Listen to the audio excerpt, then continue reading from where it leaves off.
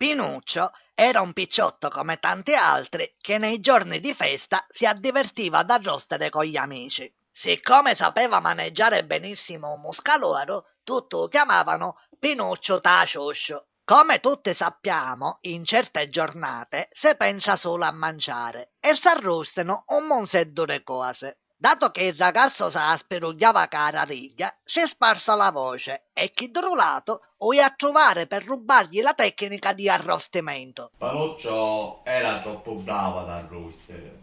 Picciotti, come Edo, ne nascono uno ogni morte di papa. Il suo motto era una putata, una firriata e ti sazii tutta innata. Mi manco so muscaloro.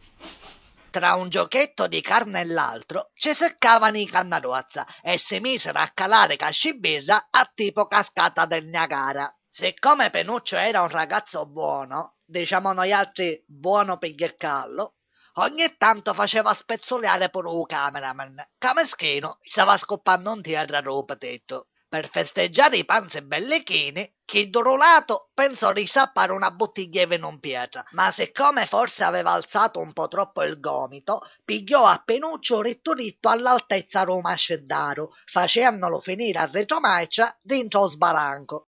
Quando diciamo noi altri in gergo tecnico ti spidissi, i neuroni pigliate la botta ci attorrano tutta la serotina chi telefonata a chi l'ha visto. L'equilibrio si perde tipo Tom Tom ricinese e torna cale a tipo la carta igienica a no gabinetto. E se morì subito.